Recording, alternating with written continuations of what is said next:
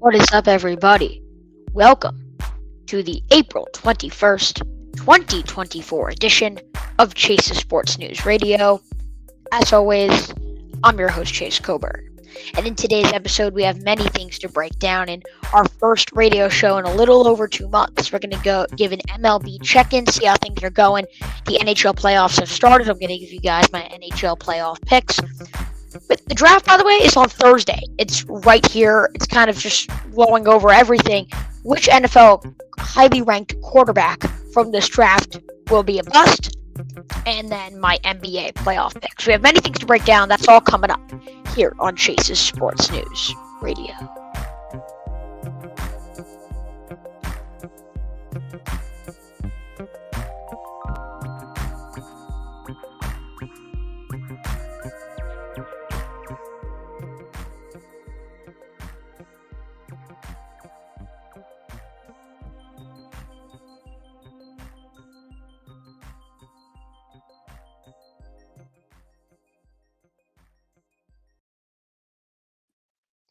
So yeah, guys, we are back here on Chase's Sports News Radio. It's been a little while. Sorry for the break, but again, we are back, and I'm very excited. You know what? Let's not even break down. First of all, congratulations to the University of Connecticut Huskies. We weren't able to break down March Madness on this radio show throughout that process, but it was an incredible tournament. Actually, kind of underperformed with some of the upsets. It was honestly just Oakland and then the NC State run, but nonetheless, congrats to the University of Connecticut Huskies, my team, for going back-to-back on national championships.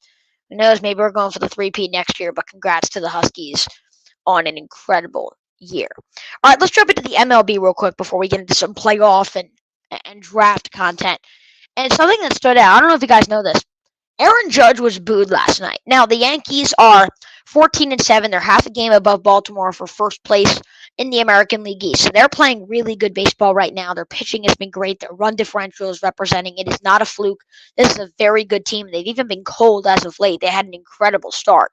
But what's going on with Aaron Judge? Because Aaron Judge was booed last night, and rightfully so, because he is currently 14 for 78. He's batting under 180 with a 323 OBP, 682 OPS, 3 home runs, and 11 RBIs for the not long ago the MVP, the undisputed MVP of the American League. The guy who was breaking home run records a few years ago cannot hit the baseball. Now, I wouldn't panic. Now, Juan Soto is playing absolutely terrific baseball. He's by far the best player on this team. And, he's hitting home runs. Even, I think, something to look at, Giancarlo Stanton. He's not hitting incredible, but, he has 5 home runs already. And I think if Stanton can start to get things going, it's not going to still be worth the money, but it's going to be, the best they're going to get from him. But I just think that this has been a tough start of the season for Judge. But if I'm the Yankees, I'm happy because if you can have Aaron Judge batting 180, under 180, I may add, have Gleyber Torres batting under 200, and Anthony Rizzo not really finding his groove either, and you could still be 14-7. I may add also with Garrett Cole injured and be 14-7. If I'm the Yankees right now, I am very, very happy that all this is happening. Now, you have to expect Juan Soto to regress. You have to expect Anthony Volpe, who's having a terrific start, to regress as well. He has a 1.4 WAR already, Anthony Volpe, which is crazy. So you have to expect those numbers to go down. However, you also have to think Gleyber Torres, Anthony Rizzo, Aaron Judge, that these numbers are going to go up. So Yankee fans, do not boo yet. Do not panic. There is no reason to panic. So yeah, I think that the Yankees are fine. Do not worry about the Yankees. Baltimore right behind them is doing just fine. The AL East once again is showing why they are the best division in baseball. They are showing all the teams are separated by 3 games or less. This is an incredible, incredible division. And then the AL Central is also showing reasons to show why they are not a good division. The Twins, the Tigers are just above 500. Shout out to Jacob Muncie in the comments. His Tigers are his team. Shout out to Kansas City and Cleveland. They're both doing great, but Kansas City seems like more of a consistent piece, and they'll probably win the division, unlike Cleveland. Though Cleveland's run differential right now is looking insane. They're having a terrific start. But then, guys, what happened to the AL West, right? The division that had all of these great teams. You're like, okay, the Athletics and the Angels, losing Ohtani now, they'll be toward the bottom, but the Rangers, Mariners, and Astros, that's going to be looking like one of the best divisions. No, The Rangers are 500. The Mariners are 500. They can't hit the baseball, especially Julio Rodriguez, my AL MVP pick. He can't hit the baseball. They have multiple pitchers with an above 5 ERA. The Astros are 7-15. I repeat, the Astros are 7-15. And Jose Abreu, hello? What is going on? Jose Altuve is playing terrific baseball, but Jose Abreu is 4 for 59 with a negative 1.4 WAR. The Astros are a mess right now. They're an absolute mess.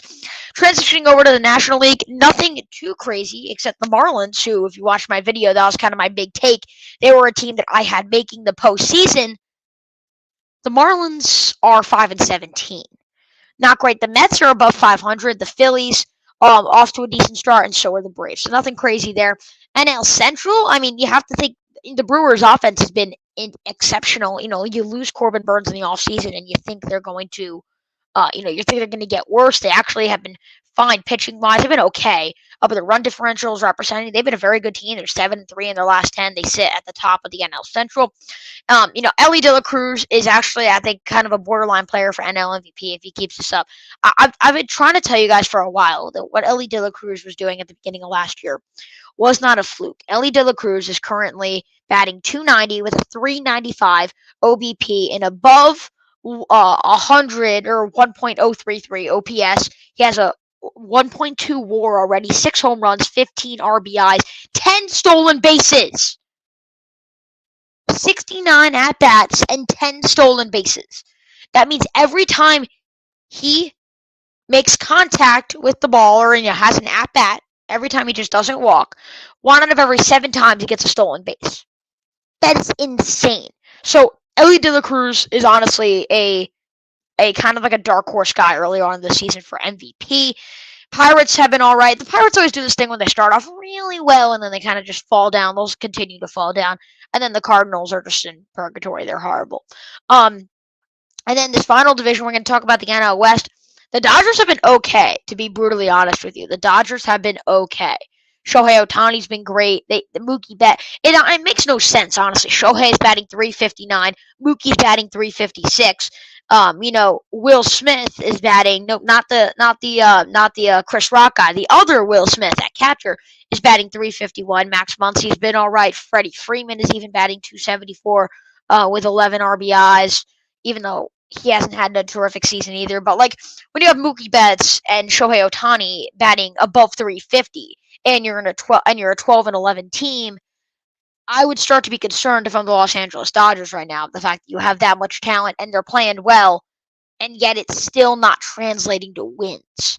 So I would not be. I would not. I'd be worried if I'm a Dodger fan. And then I feel like the Padres and Giants, 2 teams that were kind of dark horses to possibly make the playoffs or even win the National League, for crying out loud. They're below 500. The Diamondbacks, who won the National League last year, are below 500. And then no one expects anything from the Rockies. But if you would have told me at the beginning of the year, again, things could change, right? We're just above 10% of our way through the year, probably about 13% in. But if you would have told me that the Astros, Mariners, Rangers, Padres, Giants, Diamondbacks, Marlins, Cardinals, and that you could just say that would all be not above 500, I would have told you what is going on. Again, things could change, but right now the MLB is looking pretty freaky. That's all I'm gonna say. All right, now we got to go from the diamond to the ice. When we come back, the NHL playoffs have started. I'm gonna give you guys my postseason picks. That is coming up here on Chase's Sports News Radio.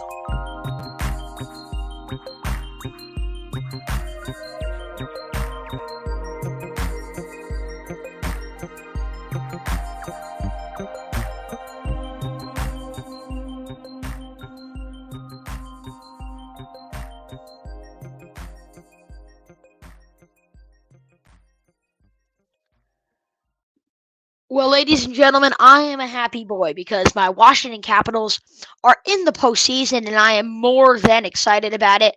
So, all right, we have Jacob Muncy in the comments. $200 if he has the Capitals beating the Rangers. You know what, guys? You'll have to see my predictions in just a minute. Now, I am Capitals fans. So I am cheering for them, but does that mean I'm going to pick them? Well, that's what you guys are going to have to see. All right, here are my picks. And don't worry, I did not. I mean, my picks have not changed at all based on what happened in the first round. So I barely even paid attention to what happened yesterday in the NHL. Just because I'm worried about the Caps today. But you know what? I'm going to be giving you guys my picks. Just because I know you all are waiting to see what I have in the Eastern Conference, I will start off in the Western Conference. And that is the Dallas Stars versus the Vegas Golden Knights. And the fact that the reigning Stanley Cup champions are the final team into the postseason is a little bit crazy, to be honest with you. But I mean, I feel like they've been just as good. Now, they're, I guess it depends. I actually think the Stars have been a little better this year. And I think that's been represented. But I don't think the Stars are even that good of a team. I think it's a scrappy series between a team that's been here before and the best team currently in the conference. I don't. I'm going to pick Dallas in seven. That was my pick, and I'm going to go Dallas in seven because Dallas is the better team. But again, Vegas has been here before. It's going to be a very scrappy and ugly series. But I think the Stars win actually an exciting one in a seven-game series. Winnipeg and Colorado. I really like Winnipeg. I do. Their defense has been exceptional, and I love teams that have amazing offense and amazing goaltending. So teams like Vancouver, New York Rangers, Winnipeg Jets, these teams I like. But it's the Avalanche. Nathan McKinnon, 138 points this year. That's the leader on Colorado compared to Winnipeg. Mark Scheifele, 72 points, the leader on their team. I know that doesn't tell the whole story, but the Jets, as good as they are, they only got three more points in Colorado, and Colorado just has the offensive explosion. They won it a few years ago. They win a comfortable five-game series over Winnipeg. I think the games are close, but I think Colorado wins in five. This next series, Vancouver and Nashville. Nashville, I do not like defensively. JT Miller's been incredible for Vancouver, and I just told you guys how much I do like Vancouver. I think this is the biggest mismatch of the Western Conference, or one of them, I'll just say. I think Vancouver moves on over Nashville in six games. Actually, I can't say that. I have the Edmonton Oilers sweeping, and yes, folks, sweeping the Los Angeles Kings. The Kings just don't really have a true identity. They've just kind of been carrying along with wins to somehow get here in the first wild card position.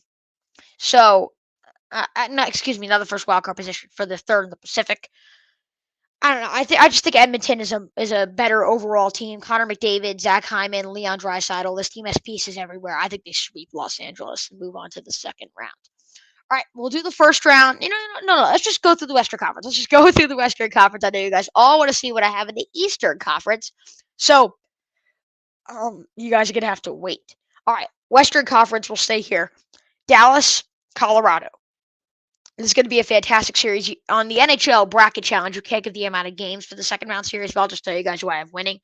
I have the Avalanche barely squeaking over the Stars. I'm really high on the Avalanche. They just have an amazing offense.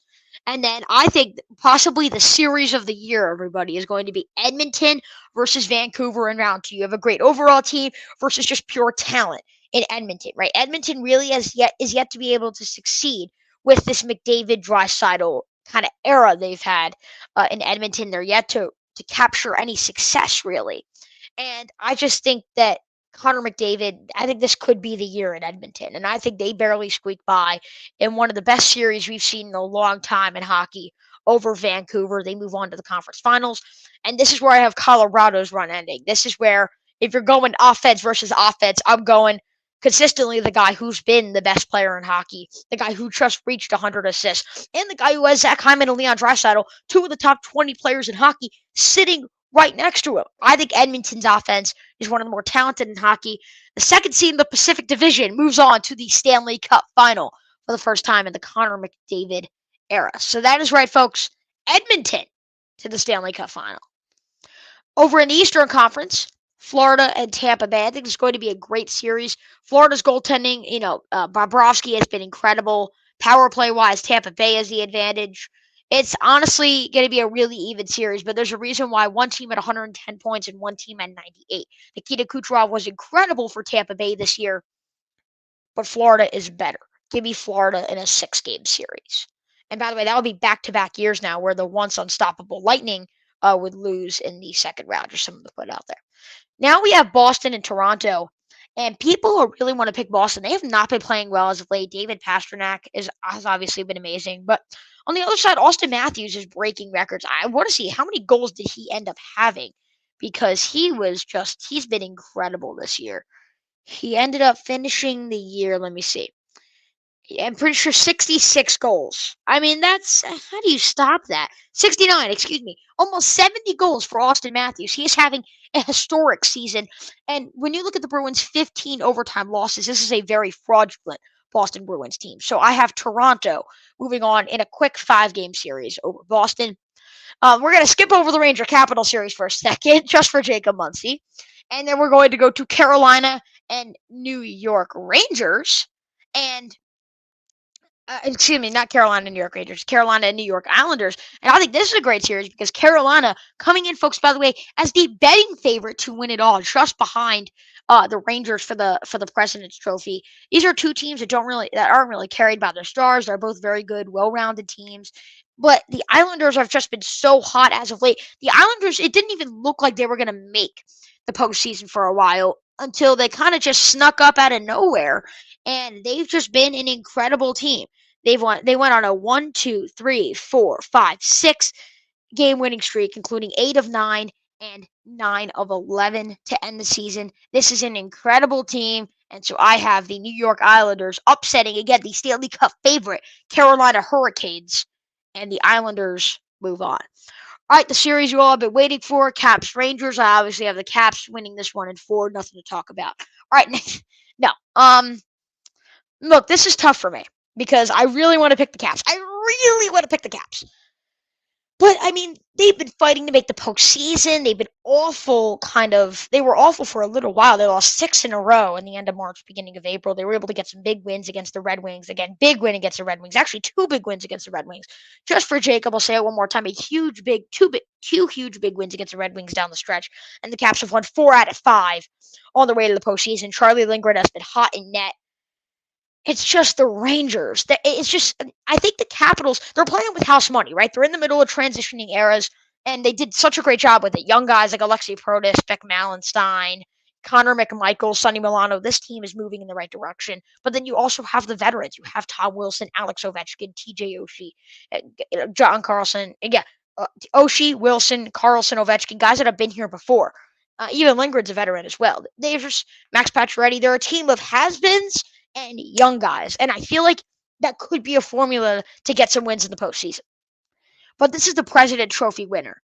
So as much as I hate to say it, I have the Rangers winning this one in a 6-game series. I think the Capitals will make a run at it. I think they're a great defensive team. I think they're physical, but the Rangers, they're just way too talented and they'll run them off the ice eventually. So I have the Rangers moving on for a New York matchup in the second round.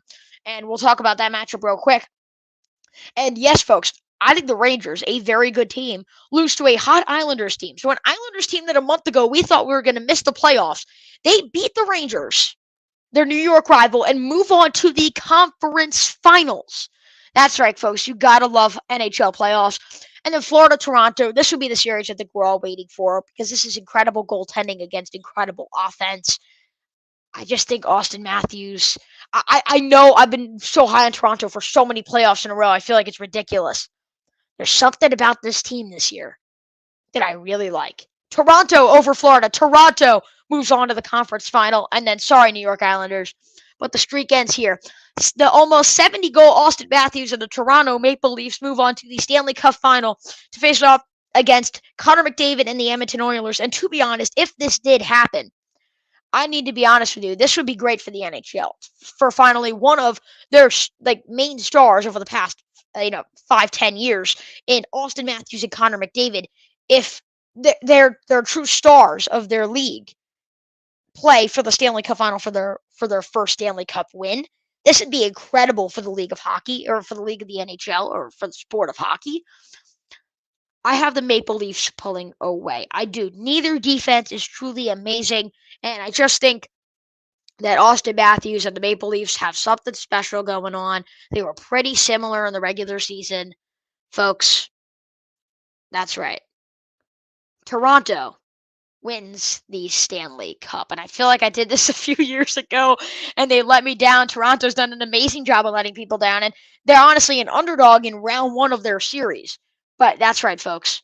I have a 3 seed, a 2 seed, a 3 seed, and a 3 seed making the conference finals for the Maple Leafs and Oilers to face off. And I have the Maple Leafs taking home the Stanley Cup crown. All right, when we come back, we need to transition to the NFL because, folks, I feel like it's just catching up to me right now. We are 4 days away from the NFL draft, and this has been one of the more hyped up quarterback classes in a long time. We have an obvious number one pick, but then we also have some other guys who are literally like hit or miss. So I'm going to break down which quarterbacks I'm high on and which quarterbacks I think will let franchises down. That is coming up next on Chase's Sports News Radio.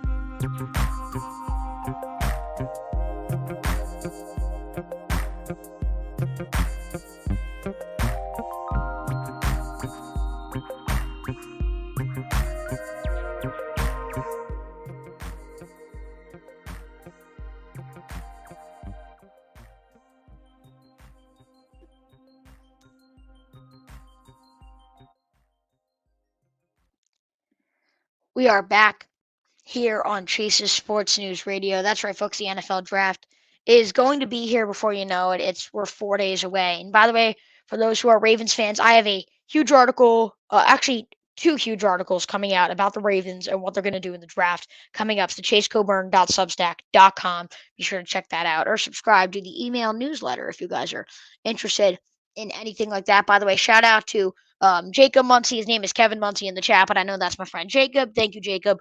You have been the viewer of the day so far, so congratulations. Though your Red Wings did miss the playoffs, and I'm not crying about it either because it allowed my Caps to get in. So sorry, but not sorry. Thank you, Jacob, our viewer of the day. All right, let's talk about some college football for a second. And I think we should start off. I think here's how I'm going to do this because you guys may have been confused.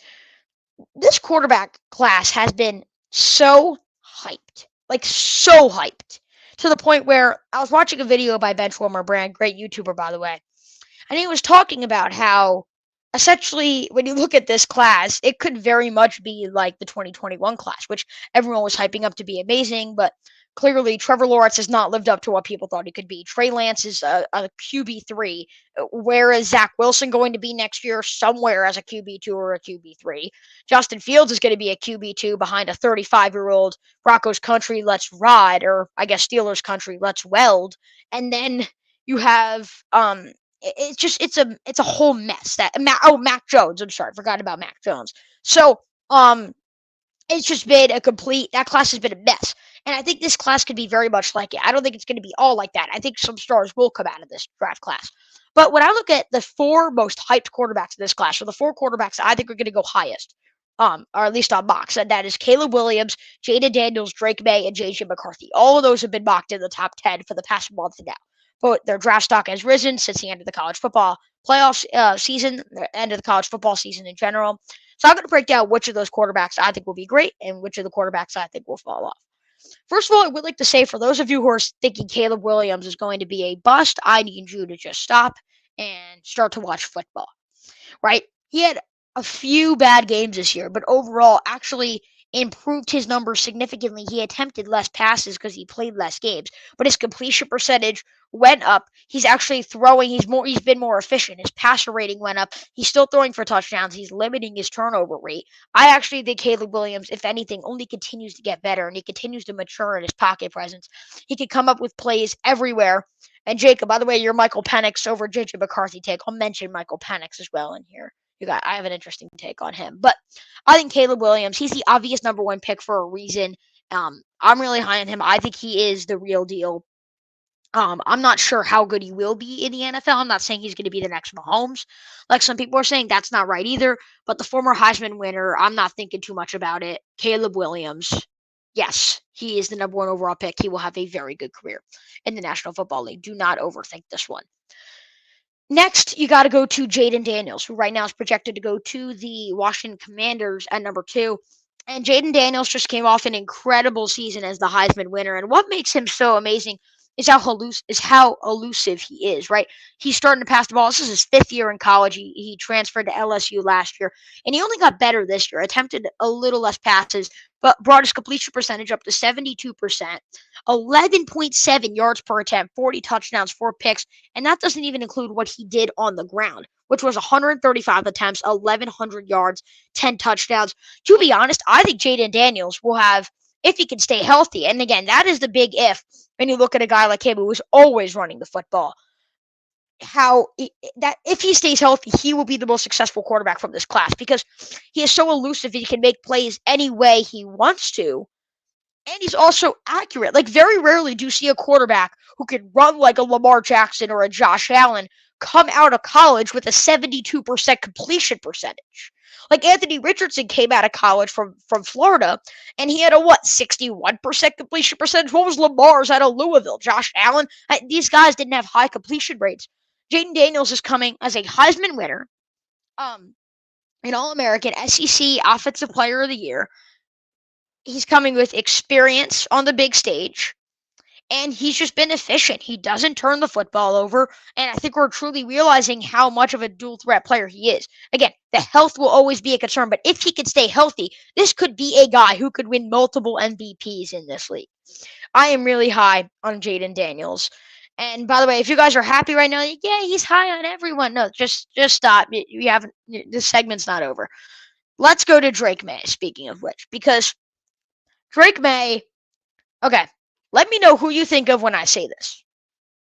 A really talented, strong arm quarterback who did not have a high completion rate in college, still polishing his abilities as an overall quarterback, who went to a still really high Division I power conference school in college, but has never really been an amazing football program.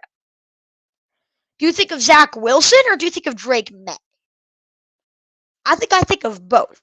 And I'm not saying Drake May is going to turn into Zach Wilson, but I think he's not mobile at all. He has very limited ways to create offense, and I just think again, this is why I was really low on Anthony Richardson, which I've kind of taken back because I am high on Richardson now. But the reason why I wasn't high on him in the draft is his completion rate, and that kind of stands here. He did not complete many of his passes made this previous year. His yards per attempt wasn't great. His turnover rate was really bad. So I don't know. I just kind of think that I don't think Drake May is going to be an incredible player in this league. I don't, and I think that the fact that he wasn't on the big stage, right? Caleb Williams was at USC, a school that was contending for the college football playoff for most of the season. He was playing big games all the time. LSU was playing big games all the time, and I just feel like a guy like him he's not ready to be in front of the spotlight, and I just think he doesn't have again many ways to create offense, and I think that will come back to haunt him. So Drake May, I don't think he'll be a great quarterback. I think he'll be average at best in his career. I think he'll show some flashes in his rookie year, maybe like Baker Mayfield-esque in a way of like, okay, he has a talented arm, he'll find ways to create offense as his career goes on. But I just think will never really turn into the superstar that I think most teams were hoping for. He'll have some good moments, he'll have some good seasons, but never really reach the full potential that he could. And if the Patriots get that, I think the NFL would love that the Patriots wouldn't have to get another star quarterback. And then lastly, out of the guys who will probably go top 10, we have to talk about J.J. McCarthy, who most people think was just kind of carried along from a great Michigan team to win national championships. That's very true. He really did not do much. He was 10th in Heisman voting in 2023. So, I mean, he wasn't incredible. Um, he completed 72% of his passes, but his yards per attempt was decent. He just doesn't have a deep arm, you know. I mean, the stats say what they are: 22 touchdowns, 4 interceptions. Year before, 22 touchdowns, 5 interceptions. You know, both teams college football playoff worthy. You know, stuff like that. But I mean, let's just be honest with ourselves for a second. Is JJ McCarthy an amazing quarterback? No. But I think, and this is like if the Falcons did go after Kirk Cousins, or if like maybe this if he falls to the Saints, like I don't think he should go top 10. But I think if you could get him for a team that has a really great system, then I think he could succeed in this league. I do. I think that he will be a system quarterback, but if you put him into a system that fits his needs, he will play really well. Take Brock Purdy as an example, right? Brock Purdy was not this good in college. I'll put that out there. Brock Purdy was not winning national championships, but Brock Purdy is a guy who doesn't have too much talent, right? He's not the most talented quarterback, but when you put him in a system that surrounds things that he need a great running game and a great offensive line. You need those two things and some tight ends. But if you put McCarthy in a system that works for him, like the 49ers have done for Brock Purdy, McCarthy could be a Brock Purdy in this league. So I think JJ McCarthy is very much to be determined. I think it's very much like, let's see what system he's in, let's see who he gets picked to, and let's see how that team wants to surround McCarthy with talent. Can McCarthy be a Super Bowl winning quarterback? I don't know. But the fact that he's playing on a Big Ten stage, winning national championships and making the college football playoff, playing the game every single year, I think the kid's got ice in his veins. And I think if you put him around the right talent, he could be a very successful quarterback in the National Football League. And then you're mentioning I was mentioning Michael Penix earlier. Jacob Muncie put in the chat Michael Penix over JJ McCarthy. I can understand that. I'm very high on Michael Penix because I think he can create plays easily. He's very mobile. He's accurate. He has a great arm. And yeah, I'm really high on Michael Penix, but I'm not going to break him down much. But yeah, I am high on Michael Penix. So we'll put that out there. NFL mock draft coming up soon on the Cool Sports Network. Stay tuned for that. By the way, Jason Coburn, thank you for tuning in. How come you didn't? Well, you got a comment. I'm sorry, I didn't know you were here. Jacob Muncie's commenting the whole time. He's commenting about everything. Maybe he needs to have less comments. But thank you guys to everyone currently, whether you're commenting or not, who is listening and supporting the radio show. We really do appreciate it. All right, one more segment left. You guys have been waiting for it this whole time. It's the NBA. It's my NBA playoff picks, and it's coming up right here on Chase Sports News Radio.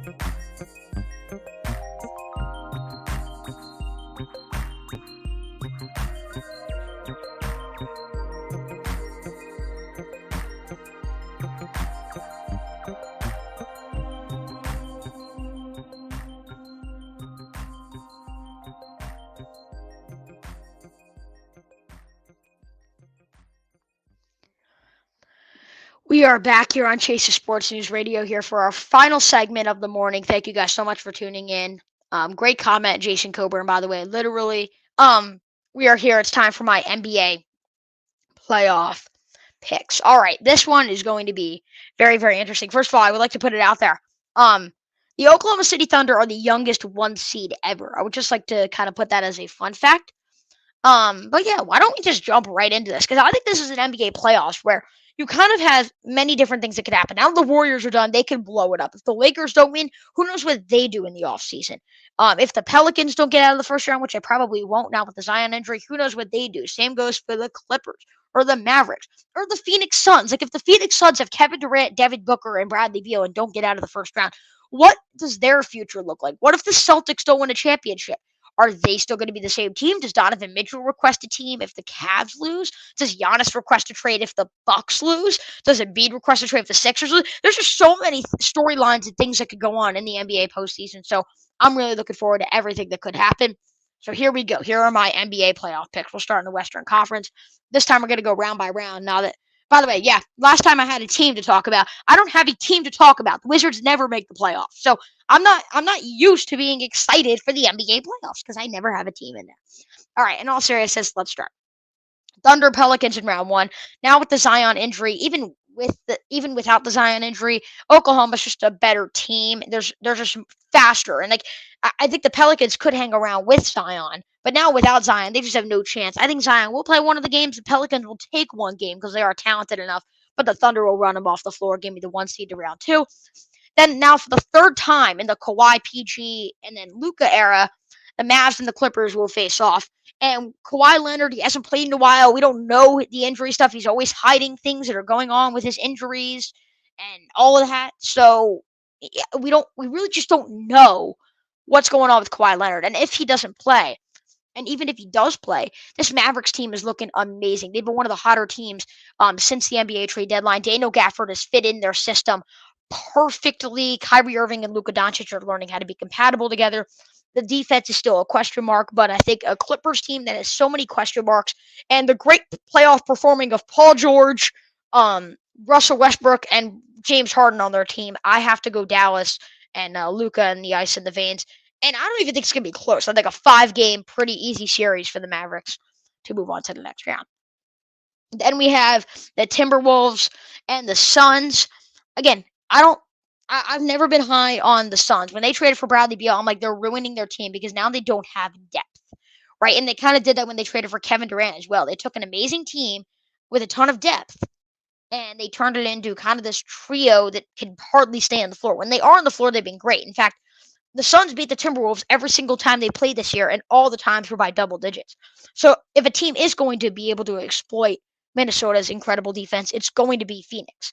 But now it's the postseason, and I think Bradley Beal, he does not do a great job in the postseason. He's never in the postseason, and I just think that Kevin Durant's going to have to do a lot on his own, and I think he's going to have to drive to the rim a lot because Minnesota has a great 3-point defense, and then that's where you run into Rudy Gobert and Karl Anthony Towns, and I just think that the fact that the Timberwolves were able to play so well without Karl Anthony Towns, just imagine how well they're going to play with Karl Anthony Towns. They're tied for the 1 seed. They happen to get the 3 seed.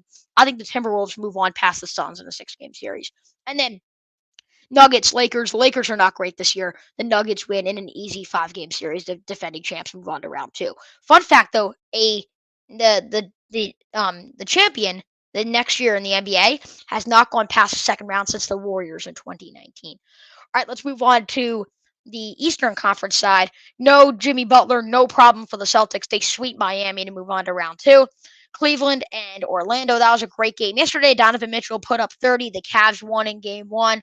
I have the Cavaliers winning the series in 7 games, but if they don't win, you have to wonder back-to-back first-round exits as a 4 seed. What do the Cavs do with Donovan Mitchell? But I think they win this one in 7 games. But a very overachieving, incredible season from Orlando. Cleveland moves on to round two. Now, moving on to the 3-6 matchup, it's the Bucks and the Pacers. The Bucks have not looked great. This has been their worst team in a long time, and this is when they've added Damian Lillard.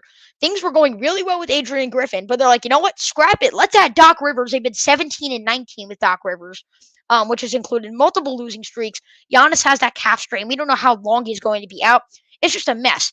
The biggest weakness for the Pacers is their defense, but I just simply think with all of these question marks, they could just score and score and score. The Pacers in an easy 5-game series, the Bucks back-to-back round one exits with Giannis Antetokounmpo. And you would have to set up the question of if you're Giannis, what do you do with your future if you have back-to-back first-round exits and you're a player who is playing at an MVP caliber every single season? And then you look at the Knicks and the 76ers, and this is another matchup where, like, you know, the Sixers, when Embiid and Maxey both played, have been one of the better teams in the NBA. But so have the Knicks since they've added OG Anunoby instead of RJ Barrett. This is the year where like the Knicks aren't just that fluky team, kind of like last year. I think we saw like this is a truly dominant New York Knicks team. And I think defensively, and now having Jalen Brunson, who I feel, by the way, hot take is the best point guard in the NBA. Call me crazy, is the best point guard in the NBA. I feel that they're just more ready for this moment than the Sixers. Give me the Knicks in 6 games. Back up to the Western Conference. Thunder, Mavericks. Again, I just think the Mavericks, they have the experience. They've been hot since their trade deadline moves. I like the Dallas Mavericks to move on to the next round of the postseason in a tight 7-game series. Then Minnesota Nuggets. This is kind of the series everyone's kind of had on their board. It's kind of like, okay, who do you have winning? And a lot of people have the Nuggets, right? And my stat earlier about not making it back past the second round, a lot of those teams have been injured or have had some weaknesses from fatigue or have been older. The Nuggets don't have any of that. Jamal Murray has suffered through some knee things throughout the year. I don't know. I just playoff Anthony Edwards combined with what they just have around them. There's something special going on in Minnesota defensively, and then again you have the star offensively. I love when you have a great defense and then the star offensively. I just mentioned it with the Knicks, but the Timberwolves take that to the next level. So I think Minnesota beats the Nuggets in a 6-game series, and the defending champs do not go back to back.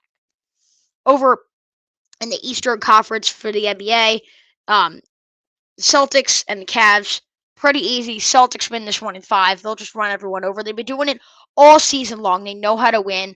They'll have one loss all their way to the conference final. This is an incredible team. This could be the year because if you think about it, in previous years, they had Robert Williams in the paint, great defensively with Marcus Smart at point guard, great defensively. They've gotten a better version on both sides of the ball of Marcus Smart and Drew Holiday, and a better version on offense and just slightly worse on defense of Robert Williams and Kristaps Porzingis, and you still have Tatum and Brown. So they've only improved the team, and their point differentials representing that. This was an incredible team with a ton of fourth quarter leads, I may add, and I'll break down how that could hurt them. But the Celtics move on to the conference final, and so do the Knicks. The Pacers, their lack of defense will hurt Tom Thibodeau's Knicks. They just know how to play in these tight moments. They know how to play aggressive basketball, and the Pacers won't be ready for it. But like the Magic, overachieving season for the Pacers, and the Knicks move on to the conference finals. That's right, folks. The Knicks move on to the conference finals. And then we have the 3-seeded Timberwolves against the 5-seeded Mavericks. Another 7-game series for this Dallas squad, but this time it is in favor of Minnesota. Defensively, I like them more. I think that Kyrie and Luka are going to have to do a lot. I think in the paint, Daniel Gafford is just not going to be good enough. Or Derek Lively, the rookie center out of Duke for the Mavericks. Neither of them are going to be getting any offensive production over Karl Anthony Towns and Rudy Gobert, and I think they're just going to aggressively in the paint attack the Mavericks mentally and physically and just tire them out after a while. So I think Minnesota moves on to the NBA Finals. That's right, a franchise that has won one playoff series in its history moves on to the NBA Finals, and they're going to face the Knicks or the Celtics. That's the question we're going to answer right here. Another 7-game series in the conference finals. But I have this one going in favor of the Celtics. I do. I think the Knicks are a great team. Jalen Brunson's great. But offensively, the Celtics just have so much talent that the Knicks do not have offensively. And the Celtics can hang around with them defensively. But if they get themselves into a fast-paced, high offense game, the Celtics are going to be able to pull away. That's what they've done this year. The fourth quarter comebacks do scare me if you're a Celtics fan against a team like New York. But I do think the Celtics have everything they need, and they move on to the NBA Finals to face off against the Minnesota Timberwolves. And then I think you guys kind of can understand where she's going to go, right? You have a team that has never won before, and you have a team who's feel like they've won every single year, but just has not been able to pull away. Obviously, I'm picking Boston, right? No. Something's going on in Minnesota in a very good way. When you look at the offensive talent with Karl Anthony Towns and Anthony Edwards, but then you also look at what they have defensively with Cat and Rudy Gobert, and they just have a really well-rounded team. The Celtics do not work in the postseason. They've blown a ton of fourth quarter leads. Add another 7-game series, and the Minnesota Timberwolves capture the NBA title. That's right, folks. The Minnesota Timberwolves in the Kevin Garnett matchup, I'll call it, Celtics versus Timberwolves. They win the NBA Finals, and they win the championship for the first time in franchise history. All right, that will do it here for Chase's Sports News Radio. I hope you guys did enjoy my picks. I hope you guys did enjoy this episode overall. If you do, please stay tuned. Sorry we took a break for a little while, but we're going to have weekly, or at least we're going to try to have weekly radio shows here on Chase's Sports News Radio. I appreciate I'll say top 2 viewers of the day. Actually, no, Jacob Muncie, our top viewer of the day. You got to comment more, but thank you for your comment, Jason Coburn, and thank you everyone for listening in on this radio show. You guys know who I am. I am Chase Coburn. Thank you guys for listening in.